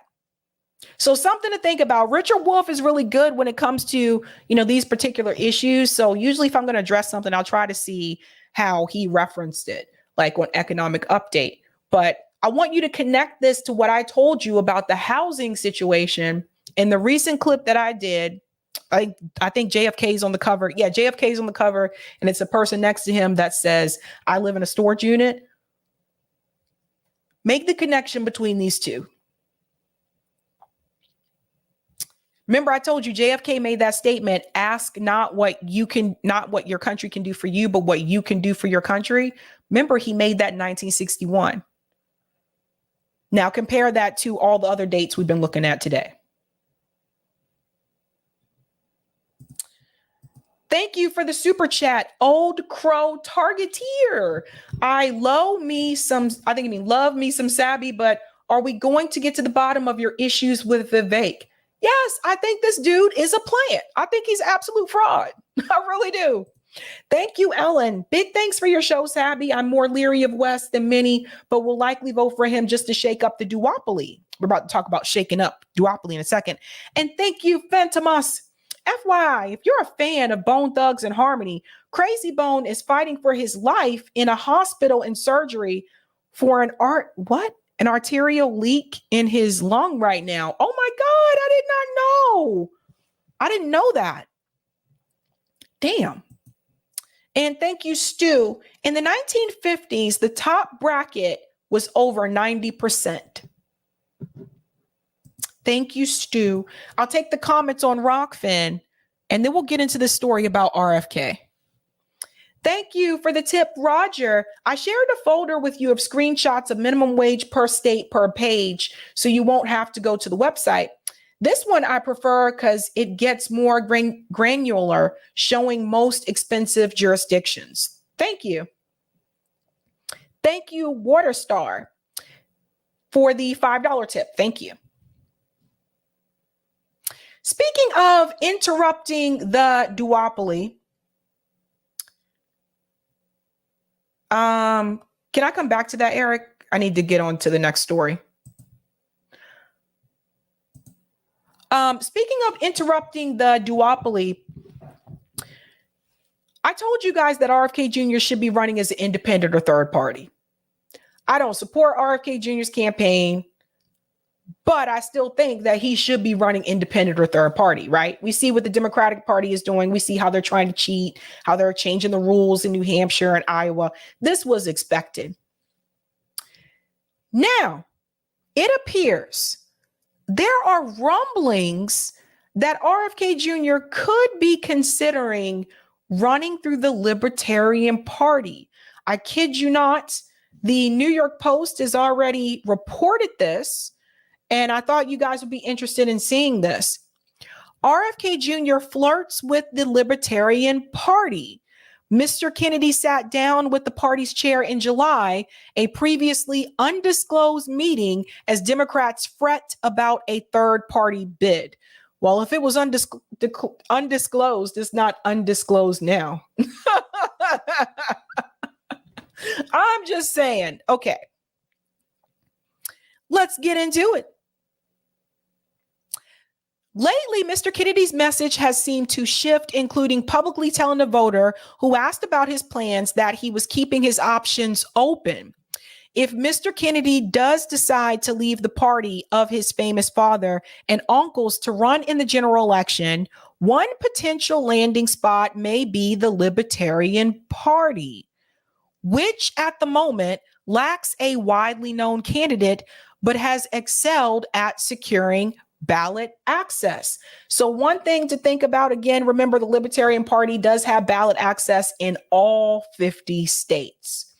So I think if he were going to run with one, considering some of his policy positions, that makes the most sense in my opinion. However, I do have to ask, do libertarians actually want to vote for RFK Jr.? Some of them have told me that they do. Some of them have told me that they don't really like his platform, particularly his position on guns. But we'll get to the pros and cons according to a libertarian perspective about RFK's platform in just a second. In July, Mr. Kennedy met privately with Angela McArdle, the chair of the Libertarian Party, at a conference they were both attending in Memphis, a meeting that was not previously reported. He emphasized that he was committed to running as a Democrat, but said that he considered himself very libertarian. Ms. McArdle said in an interview, adding that they agreed on several positions, including the threat of the deep state and the need for populist messaging. We're aligned on a lot of issues. Are they? My perspective is that we are going to stay in touch in case he does decide to run, and he can contact me at any time if that's the case. In an interview with the Libertarian magazine Reason, Mr. Kennedy acknowledged his ideological disagreements with the party, including on issues like environmental protection, abortion, and civil rights, while also saying, I've always been aligned with libertarians on most issues. And this is something I want to point out here about RFK. If you disagree with the Libertarian Party in reference to environmental protection, abortion, civil rights, and I think also guns too, we'll show that in just a second, I believe. How do you align with them on most issues? That's 4 already.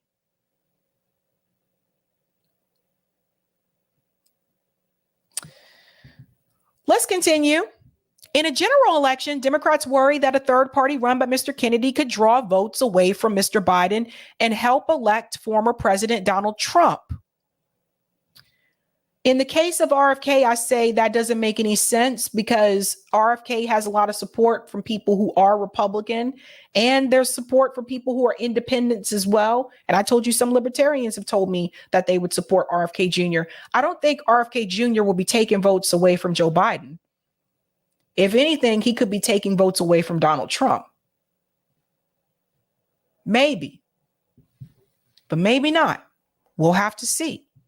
In a general election, they've expressed similar concerns about no labels, the bipartisan group trying to recruit a moderate candidate for a third-party run, and also about progressive scholar Cornel West, who is already in the race to lead the the Green Party's ticket for 2024. Matt Bennett, a co-founder of the centrist Democratic group Third Way, has been helping coordinate Democratic efforts to stop the no labels effort. He said the hope in the party has been that Mr. Kennedy would go away after losing primaries to Mr. Biden. It would be very bad if Mr. Kennedy runs as a libertarian. Mr. Bennett said, "We've been very clear that third parties in close elections can be very dangerous and would almost certainly hurt the president. That would be true of a no labels candidate, and it would be true of RFK." Again, I told you guys before, I think this is bullshit. This is ridiculous that people can vote however they want to vote. And this idea that we're supposed to have a true democracy, but that democracy can only exist between two parties that are draconian at best. I think that this just goes to show you where this country is headed. If we want a real democracy, we need to let people vote the way that they want to vote. Dennis Kucinich, Mr. Kennedy's campaign manager, said there was no truth to the idea that Mr. Kennedy could run as a libertarian. He said the meeting with Ms. McErdle simply offered further proof of Mr. Kennedy's appeal across the political spectrum. "We have not sought the favor of any other political party," Mr. Kucinich said. Ms. McErdle said that the meeting at the Libertarian Freedom Fest convention had been requested by Heal the Divide, a pro-Kennedy super PAC, and that she spoke with Mr. Kennedy for nearly an hour, but had not had further meetings. He separately met with other leaders of the libertarian movement at the conference. Now, how do libertarians feel about RFK Jr.? Here's a little quick video here about pros and cons about RFK's platform, according to the Libertarian Party. So what would RFK Jr. be like as president? Part of his appeal, to libertarians at least, is that he's staunchly anti-war and a huge critic of COVID lockdowns and mandates. But he's fundamentally a big government liberal. He supports Alexandria Ocasio-Cortez's Green New Deal. He favors heavy-handed government intrusion in the realm of environmental policy. He's anti-nuclear energy. He wants pharmaceutical companies to burn in hell. And he seems to believe in an almost Alex Jones-esque dramatized concept of the deep state. He also favors massive wealth redistribution. I don't think these huge disparities in wealth are healthy for our country or healthy for democracy.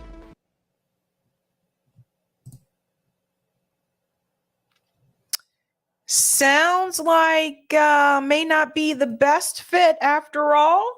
But if he were going to choose a third party, I could see him choosing that one, right? Because he does have more support on that side than he does with like the Green Party, for example. And he wouldn't run through the Green Party anyway. So there's that. It was really interesting to me that he said in the article, he mentioned civil rights. I thought that was pretty interesting because on what issue in reference to civil rights? Because he's changed his answer on police brutality multiple times, depending on who he's talking to. So I don't even know, bud. I don't even know.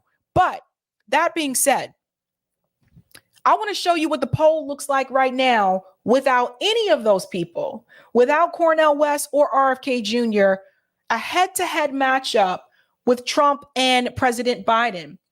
Ryan Knight said Biden and the Democrats are going to get crushed in 2024, and they will have no one to blame but themselves. Gaslighting people that the economy is great when most Americans have less money in their pockets due to the rising cost of living has always been backfire to the Democrats. Look at this poll, honey buns. This is without third-party candidates.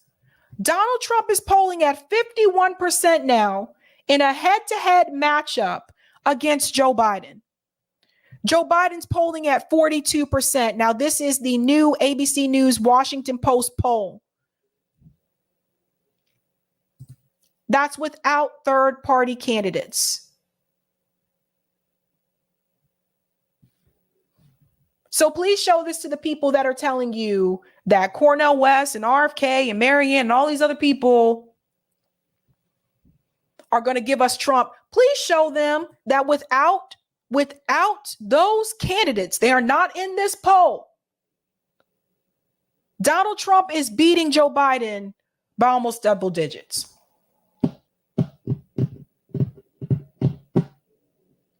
Please show them. Thank you.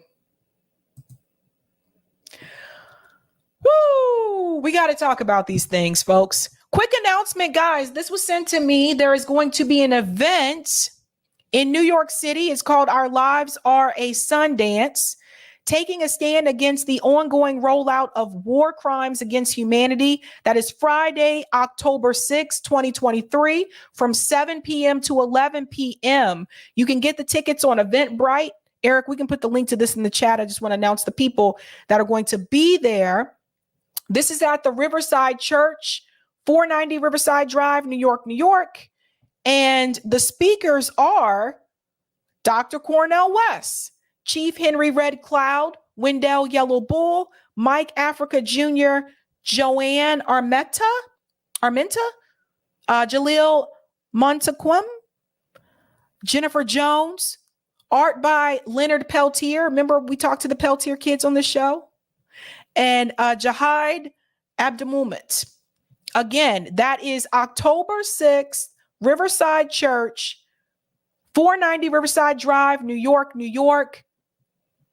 Check it out if you can, peeps. Check it out if you can. Let me go ahead and put this in the chat for people. For those of you in the New York area that like to participate. All right, and I'm coming up on my time. So give me just a second. I just want to make sure. All right, give me just a second. JB said, if RFK goes third party or independent, I'd be surprised. I'm expecting him to drop out by Super Tuesday and endorse Biden/Newsom. Well said. Let me go ahead and take Rockfin, and then I am going to jet, guys. Thank you, Roger, for the tip. Massive government investment in worker co-ops needed. CBI's outlawing private equity from owning housing needed. Thank you so much for that. All right. All right, guys, I do have a hard stop. I went a couple minutes over, so this is it. Have a good Sunday evening. I'll see you guys again Tuesday night. Other than that, have a good night. Keep up the fight.